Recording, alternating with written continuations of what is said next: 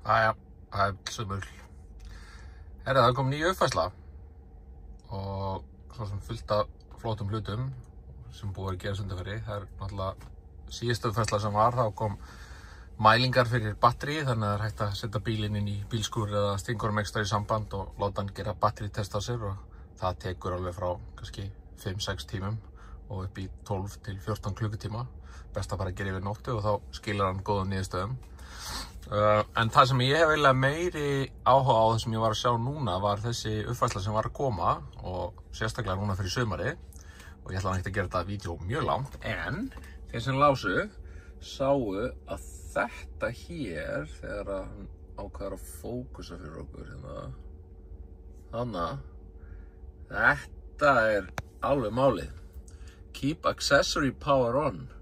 Það þýðir að við sem erum með kæla eða eitthvað í sambandi við 12 voltinn eða í nýrri bílunum 16 voltinn,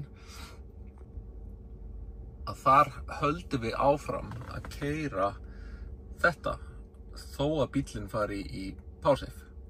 Þannig að ef við til dæmis viljum að í sumar vera með kælubóksið okkar aftan í bíl og viljum svo bara bílinn fara að sofa en leyfa þessu að draga ráman, þá erum við allan að fara að lenda og fá það allir virka. Og þetta er eitthvað sem hefur alveg vantað. Við höfum verið að nota bara camp mode til þess að leysa þetta, en þá ertu náttúrulega að keyra miklu meira af orku sem er kannski bara óþarfi þegar maður er með bílinn við hliðina á sér og bara að halda öll inn og mun eftir að slökkva á hítanum og öllu því. Þannig að þetta er bara mjög gott fyrir ykkur að hafa, en mun að kveikja á þessu ef maður er í útilegunni eða ef þið þurfið þetta. Þetta er sem sagt hérna undir charging og skróli hérna niður og þá sjáum við hérna niðri. Það voru fullt af fleiri hlutum sem komu í þessar uppfærslu. Ég ætlaði mér nú ekkert að fara hérna að lesa allt það. Þið náttúrulega getið farið hérna undir release notes og skoðað, þú veist, alternative trip plans, avoid highways, við erum ekkert með mikið að svoleiðis dóti. Þetta fannst mér svo sem alveg flott líka. Skúrinn hjá mér er þannig að ef ég er með uppsölunir inn í skúr og myndi opna skottið, þá myndi lokið fara alla leið upp í hurðina.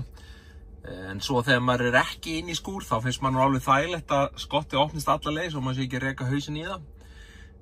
Fyrir þá sem ekki vita, þá er hægt að stilla skottlokið á hversu hátt og mikið það opnast. Og þið gerir það bara með að opna það og setja því þá hæð sem þið þurfið og íta og halda á takkanum þannig að bíllinn bípar tvisvar.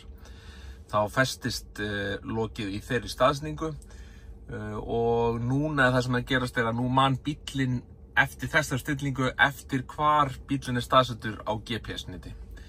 Þannig að ef bíllinn er staðsettur heima hjá okkur, þá getur þið stilt þetta svona fyrir bílskúrinn, en þá notar hann það einhvers staðar annars staðar. Þannig að, já. Þetta er bara mjög flott.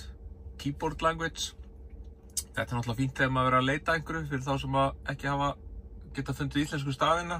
Ég er nú bara alltaf að nota O og TH og bílinn hefur nú gengið bara vel í að gera þetta. En hvað, við getum bara að prófa og sjá hvort við getum núna gert hérna. Hérna, sjáu þið. Og þá getum við væntanlega kveikt á íslensku hérna. Icelandic keyboard.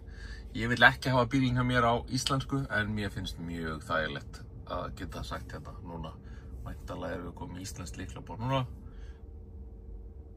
Það er hérna bara, það ítir bara aftur á hnöttinn, sjáu þið, þá hoppar hann á milli, bara eins og í iPhone og Android og svona. Þannig að þá kemur hérna æið og óið, og óið er alltaf ennþá hérna en Ö, æ, þótt. Þetta er bara geggjað. Allavega, þetta var eitthvað sem ég vildi sýna ykkur. Við skulum ekkert gera þetta vídeó neitt lengra en það þarf að vera. Við vitum öll að það hefur engin athyglispann til þess að horfa lengur á vídeó en 2-3 mínútur. Þannig að bara sjáum seinna.